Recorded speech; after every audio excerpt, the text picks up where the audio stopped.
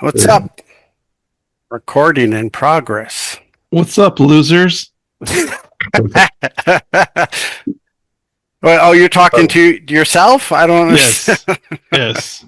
Now, is this going to be just video? Is this just going to be audio or it's going to be video too? I was thinking we do video too, so we could like maybe post on YouTube if we make a YouTube channel or something like that. Right. Like, I don't know. Kirk, what are you thinking? I mean, sounds great. I think we should probably, let's not overthink this. I don't know. I think we should. But if we're doing that, I should change my shirt because we don't have the legal rights to advertise. Am I right? Are you fucking kidding me right now? Just wear the shirt, dude. I'm serious, dude. We're gonna have to blur it in post. That's what I'm talking about. I don't think Vance is gonna come after us for you wearing their shirt. Well, then let me fix that curtain behind me then, because it is creating quite the fucking Christ. Shut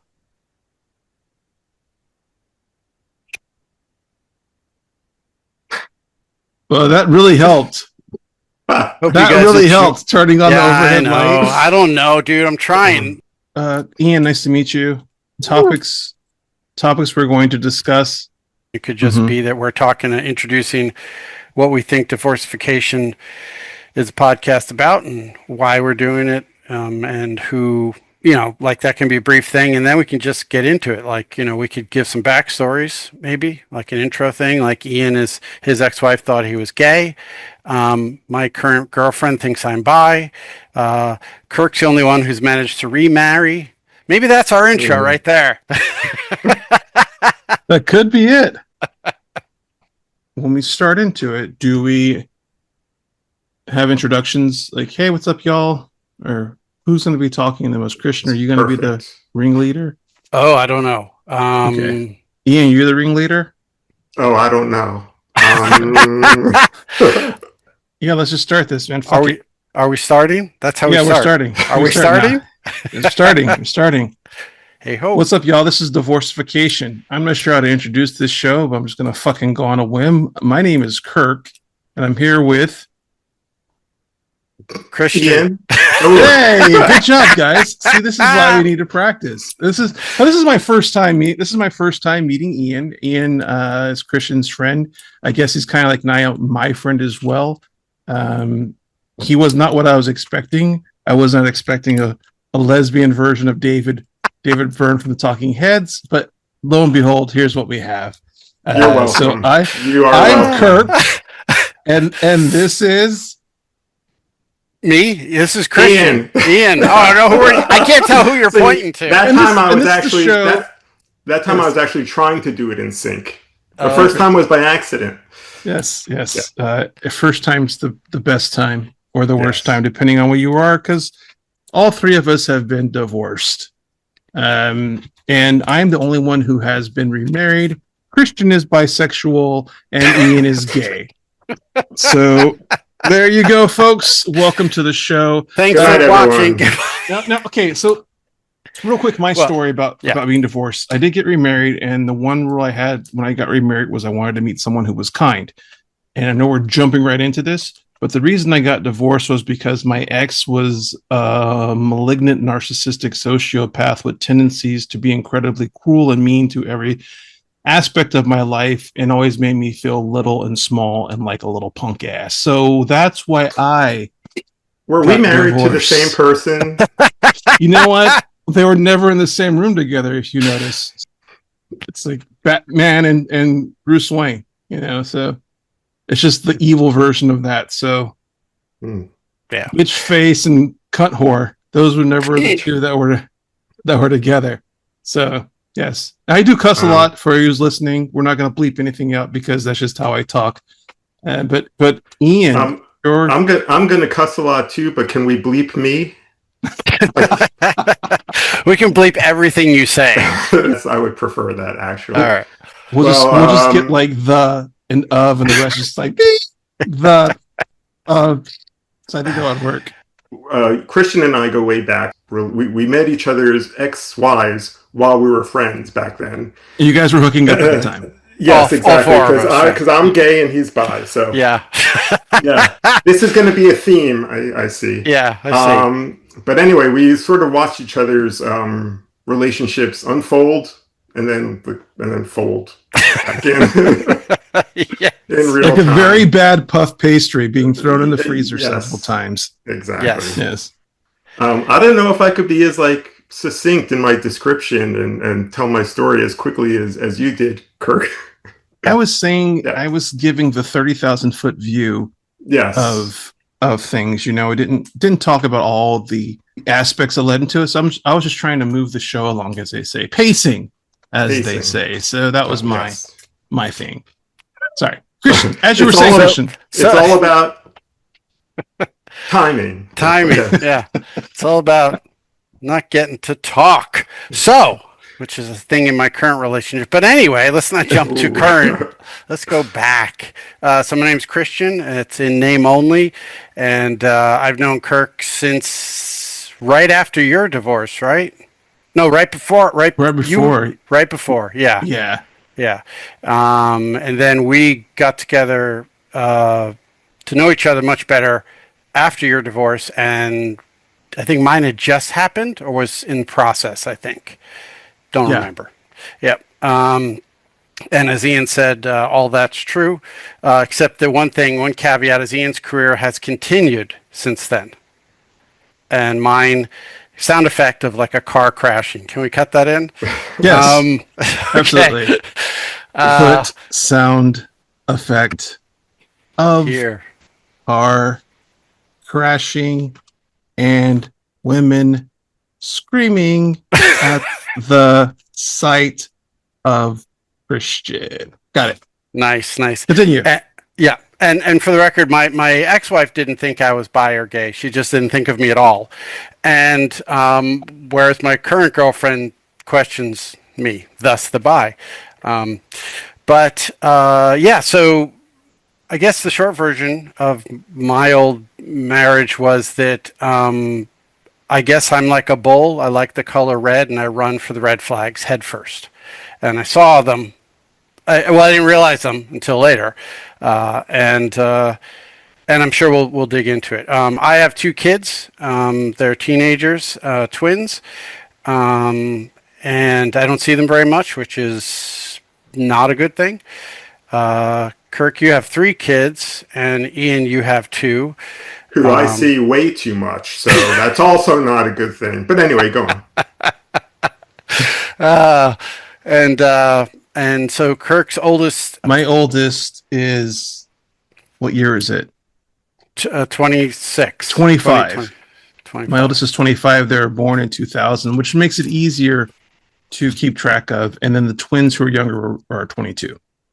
Gotcha. All right. So mine are in high school, and one of yours is in college, right, Ian, already? Freshman? Yeah. Yes. Wow. And one a junior in high school. Nice.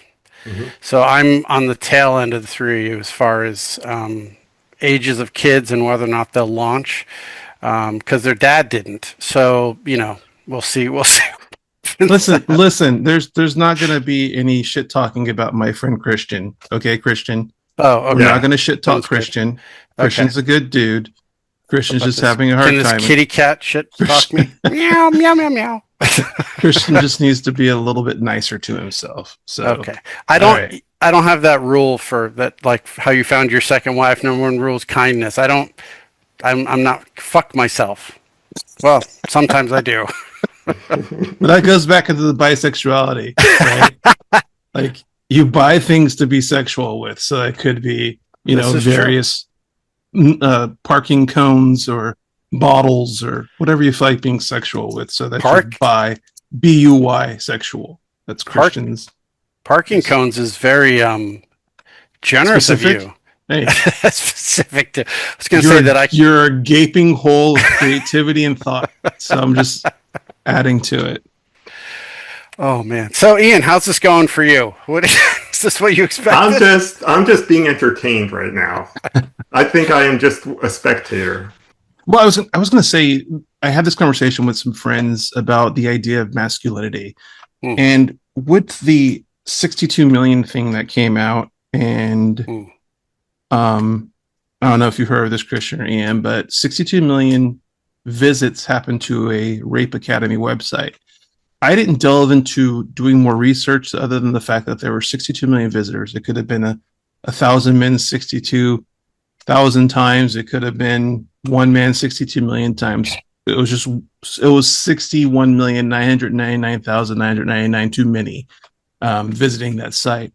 So when I look at that and I see the instances of those men who are quote unquote manly, it perpetuates a stereotype that we have the inability to be soft. We have the inability to be loving or kind or cry or quote unquote feminine, right? Which makes us effeminate, which makes us gay. Okay, so if you're a soft person or you're not a person who admires sports or wants to be manly and do stuff, if you like fucking sitting on the couch watching soap operas and having tea, it doesn't make you any less manly. And I think that the problem is we are all in this construct, which is why I'm loving the younger generation of kids coming up and they're gender fluid or they're trans or they're bi or whatever. Like, it doesn't fucking matter. They're just being who they are. And we are so pigeonholed. I think we're all Gen X and we're so pigeonholed in being a certain way.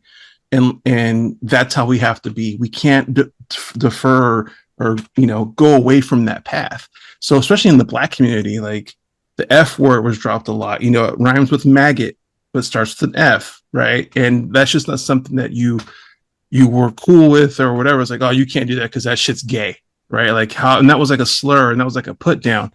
So for me, when you're mentioning that, your current partner, Christian, thinks that you're bi, and then Ian, your ex, thinks that you were gay, that's on them for not really appreciating who you are, right? Like that's the big thing that I'm always looking at when I'm looking into who I want. So when I said I wanted someone who was nice, it's like Miriam accepts me for who I am. Like and Christian, I make like the most offhanded, un-PC things that I won't put on the podcast. This shit's funny and I don't mean it, but it's not something how I feel. And for that to go out to public and be like, oh my God, he's so bad. It's like, but it's just me fucking around. And mainly it's to get Christian or Miriam to laugh. So that's my thought process on this stuff, is like, I wanted to find someone who was nice and I did.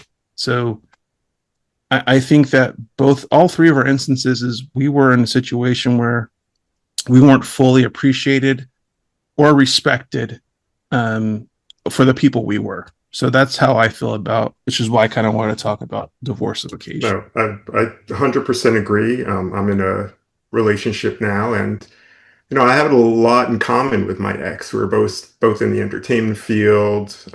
We both have entertainment in our family. We both had a very similar background, similar senses of humor, and it didn't work.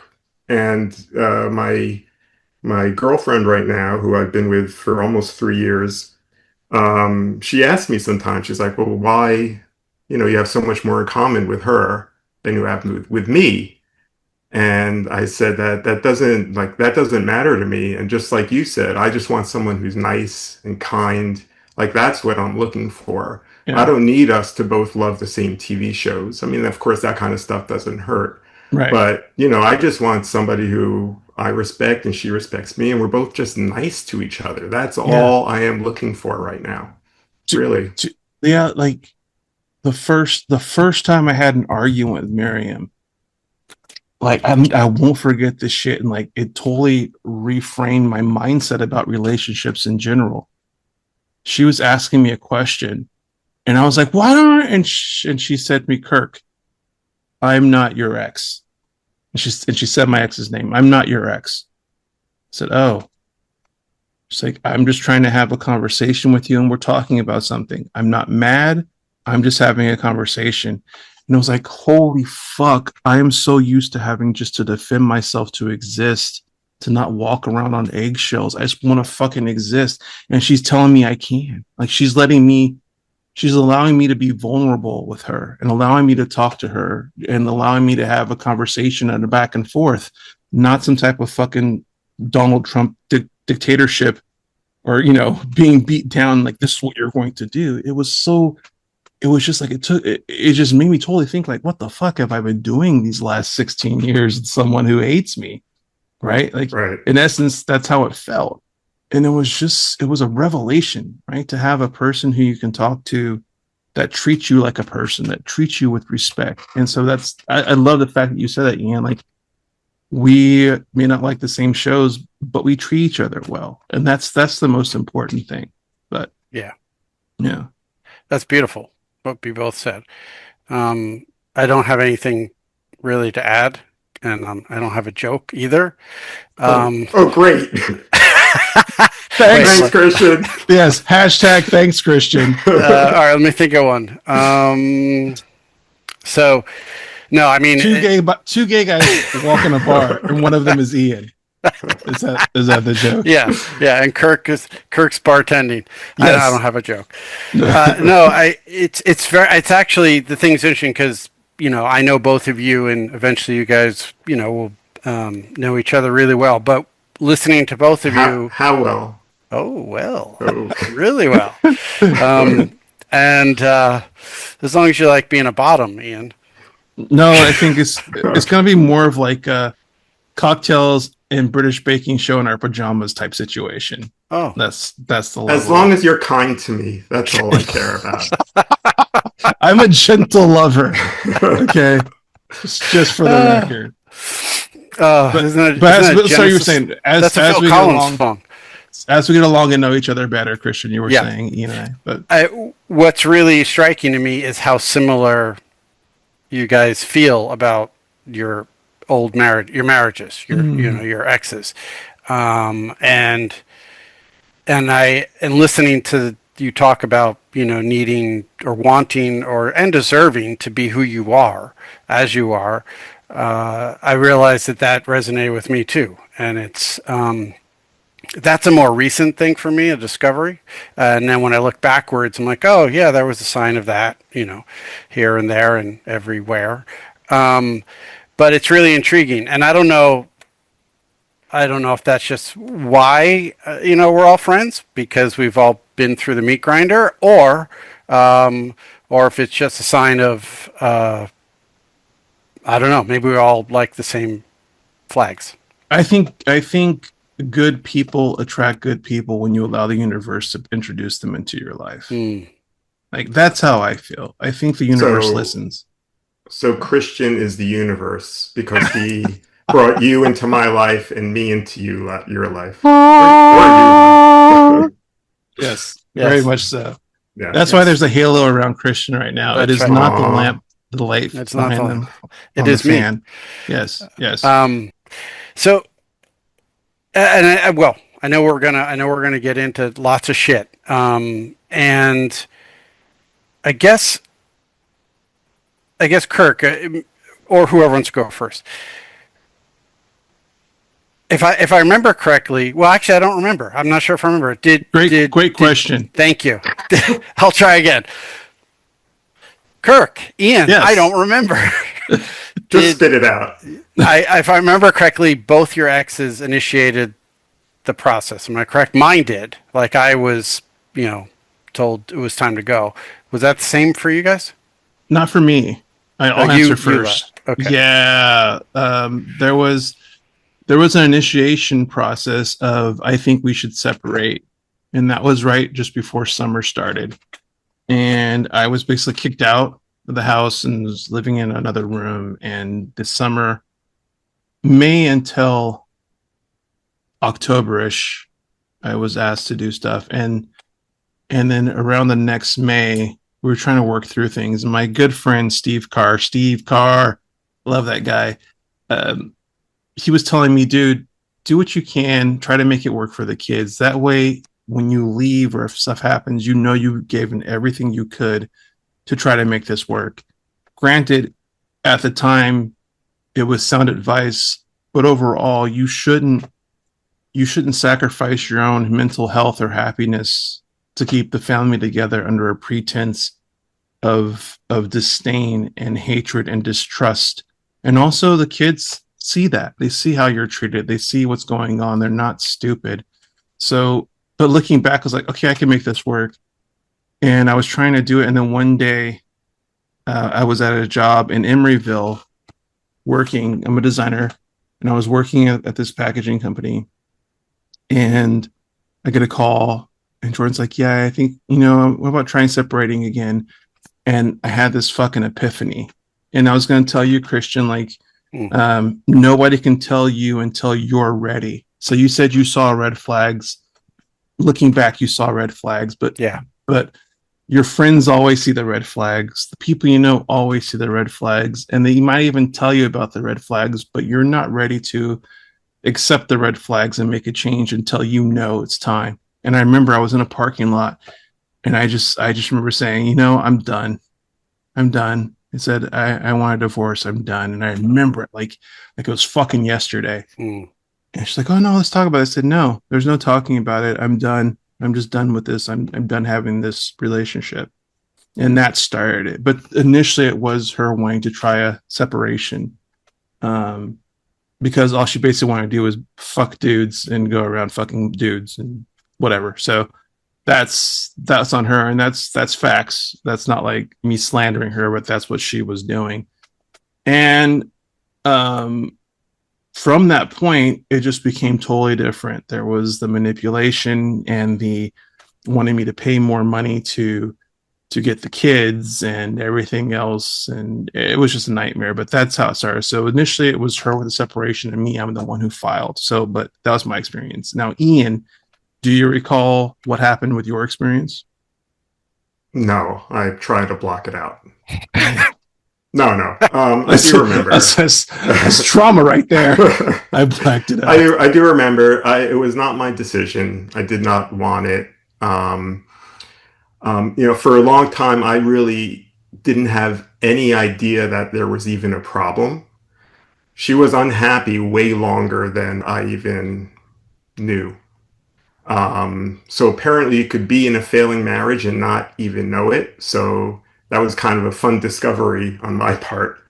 But yeah, I didn't want it. I fought for it. We both fought for it to a certain extent, because we did try couples therapy and we went through that route. But I had parents who went through the hard times, and they stuck it out and stayed together, and that's how I always envisioned my marriage, because my ex at one point also wanted to have a trial separation, and I was against that because I was afraid that she would be happier, and I didn't want that to happen, and I was feeling very insecure in our relationship anyway. But and that's not a good look, like, because she wanted this alpha male person, and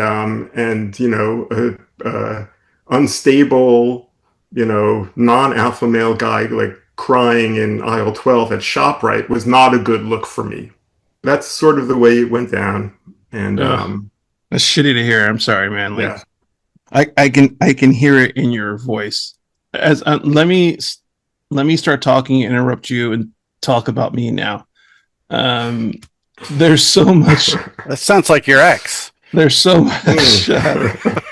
Oh, fine. Shut me up. like I have moved.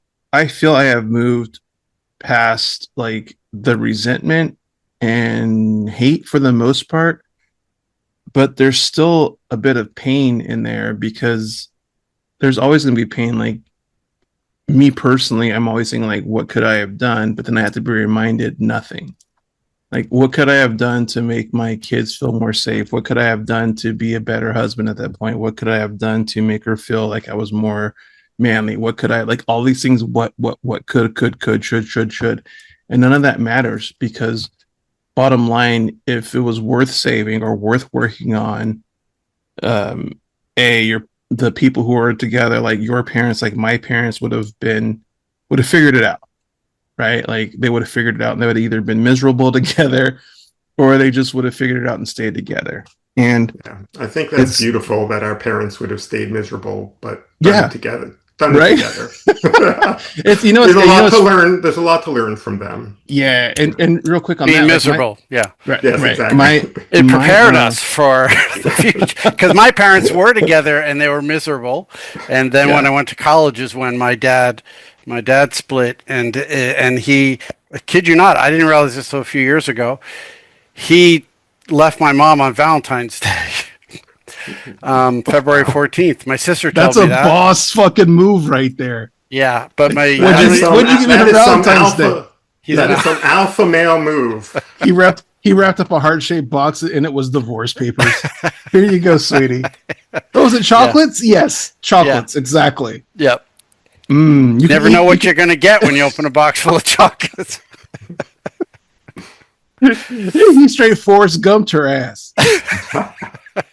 Yeah. For those of you watching or listening, Forrest Gump was a movie that was. Never know what you're going to get. Yeah, and the one thing I saw was with my parents, and they stayed together until my pops died. Like they were, and I speak about this regularly in regards to the experience of being a black man, much like Christian, being a black man. And growing up with both parents in the house and having it's a good thing we're doing a video version of this just so people can see what's going on. Yeah, Christian, he light skinned. The thing about this is like growing up with both parents in the household, being a black kid growing up, as I say, growing up several times, there was a point in my life where I realized that I was super lucky. Both parents at home. Yeah, both parents growing at up, home. you were lucky. Yeah, just both parents. Getting older. I've never grown up, but getting older. Being a black man in this country, it doesn't really work out well for a lot of us. And I didn't mean it that way. And, no, I was mocking you for saying growing up. Stop it. Right. I know who you are. I've got my white filter on. I know. Yes, it's okay. It's okay, colonizer. And so for me, the biggest thing was seeing their experience and hearing them talk about things, and my mom teaching my brothers and I how to properly speak and write and talk, because she knew automatically we would be at a disadvantage being black men, not small black men. Like all my brothers and I were pretty big. So people would see us and automatically have that conception of like, oh, this is how he's going to be. This is how he's going to be. And my parents taught me that of how to carry myself. But the other thing they taught me was a united front. They never argued in front of us. They never were each other's throat or talk shit about each other ever. Wow. Like there'd be the offhand of like, man, your dad be leaving his stuff everywhere. I mean, that's not like a big deal. Like to me, that's just like complaining about a fucking roommate who's sloppy. Or something like that, but it was never like, oh, your mom is so rude and your dad is like, there was never any vitriol of that nature between the two. And everything that they said in front of us or to us, they were united on. Even if they didn't agree with it, there would be a conversation later. And then it'd be like, hey, after talking to your mom or after talking to your dad, we decided on this. And I think that's such a big part of just being a good co-parent. And from what I'm hearing, none of us had good co-parents. They weren't very well. I know mine wasn't very encouraging of my time with the children and things of that nature. So that also makes it difficult from a standpoint of finding someone to be with or realizing who you want to be with, quote unquote, the rest of your life. Are they going to be a good co-parent too? That's something to think about if you have kids or whatever. Which I can say it's maybe a good segue about that. It's like thanks for listening to the first episode of Divorcification. We're out of time, and that's the first time I've thought about co-parenting. No, I mean I wasn't thinking about parenting. When we got married. I mean, right. There was kids were part of the plan, But it's funny. I wasn't thinking about what does it mean to parent. And my parents, were not, they fought in front of us all the time, and people, we were known as the loud house because there was just tons of screaming, all the time. Yeah, it was a good time.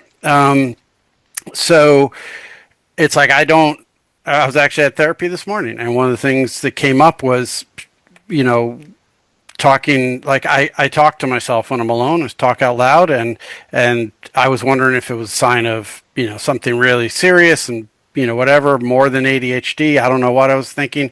But then my therapist said, well, you've told me that your mom used to have conversations when she was staring out the kitchen window and she would be talking, and then actually it sounded like she was pausing and listening to a response, and then she'd keep talking. And your friends remembered it from when you were a kid. I'm like, oh yeah, totally forgotten. She goes, so probably, this is a soft version of what we learn, right? Like I learned, because I was alone a lot with my mom, because in the kitchen I'd be sitting there and she'd be, talking to nobody. So when I'm alone, I do that, and so hopefully it doesn't mean I'm schizophrenic. I have to trust my therapist, but there's always the hope. Or maybe what? That's weird. Is that weird? Well, or weird. maybe not schizophrenia, but maybe what's that other one? Dissociative. So maybe there is a better version of me waiting to come out, and I'll just split into multiple versions.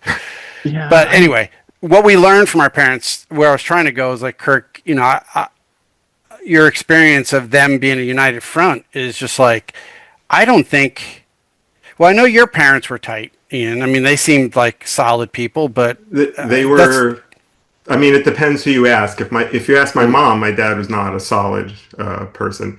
My parents, there was a lot of fighting growing up in my house as well. In fact, my brother, he would send me in to try, because I was cuter, because I was younger. So he would send me in and try and break up their fights. You are so cute. That was, thank you. So that was definitely a lot of pressure Jesus for me. But yeah, they used to fight. But from watching that, I learned, like, I didn't want a marriage where there was a lot of conflicts. There were many years. I was married for 17 years, and really only the last 3 years, she was unhappy. Actually, 5 years she was unhappy. Only 3 of them I actually knew about that she was unhappy, because she didn't necessarily communicate it well to me, or maybe I was just an idiot and didn't notice, what was really going on around me. But yeah, it was probably a mixture of both, actually. But yeah, like most of my marriage was good, and it was because I didn't want to have that kind of relationship where, we would be fighting all the time. So that's sort of what I learned from my parents. I kind of assumed that was kind of normal. And even as an adult, I was like, well, of course we're going to fight. That's what you do. Fights happen, and I would fight about having fights. Right. I was good at it. And it's funny you say, not funny, but it's sad, but interesting. You were sent in by your older brother to be the peacemaker, the cleanup person.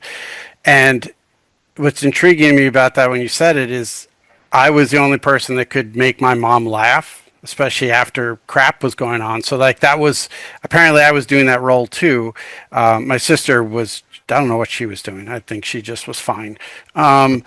And she was older, but it's interesting that how children, were in that scenario forced to accept things that aren't theirs, right? Things that are above their pay scale, right? Yeah. And that's something like with my kids, I've had my son, there was a period of estrangement where, he didn't talk to me, didn't see me, wouldn't see me. And, knock wood, he agreed to do some therapy sessions so we could figure out what's going on. And the short version was he said that I would lean on him too much when I was in my darkest moments, which was about an hour ago. No, which was soon after I had moved to where I live now to be closer to my kids. Yeah. Because when my ex moved out, she literally skipped town and went to a different place. And she had it all planned out, apparently, too. But so it was a surprise. A lot of it was a surprise to me, even though we were in couples therapy. But it's weird. I really thought it was going to happen. I was like, you've already made up your mind. And then she was saying no. But she had really made up her mind. But I just didn't know how well she had planned it. So that was pretty impressive. So it's like, when my son told me that, it hit me like a cement truck, and I was just devastated because I remembered moments where I would just be so distraught when I finally got a place down where they lived and we'd spend time together, but I just felt like such a failure on every front, and the smallest things would just bring me to tears. and unintentionally, he felt like he had to care for me, which sucks. Well, it's.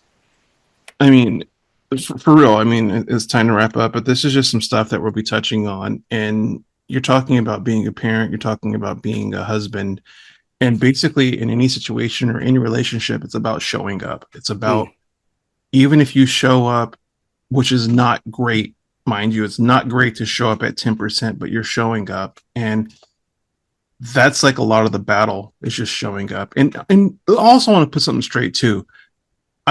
My ex is not a nice person to me, and I don't think they're a good person for what I used to go through. But I don't hold any resentment to them. Like, I don't want people like going after her or coming after me. Like, oh, you're like, I don't give a shit about all that anymore. It's done. It's in the past.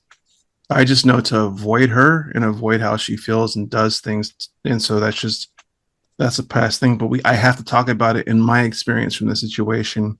Christian's going to talk about his experience, and Ian's going to talk about his experience. So this is awesome for me to have a first episode cold meeting Ian and hearing about him and Christian, both of their LGBTQ parties coming up. Happy Pride Month early. I know it's early, fellas, but happy Pride Month. Indeed. And I'm happy for you. But also it's really cool to get this off the ground, and I hope we'll be able to do more moving forward and see what happens. Great. Well, I'm thrilled that you guys got to meet each other for real. I know I've been talking to both of you guys about the other guy. Hopefully it was all positive. I guess we'll find out. Maybe. And Kirk, it was great meeting you, and hopefully eventually we could push Christian out of this podcast so it could be just you and me. Yes. I think that's really the goal. Yes, here. It's the Christification. That's what it'll be eventually. But thank you all for listening, and we'll talk to you next time. Peace. Are we out? Yeah, we're out. Divorcification.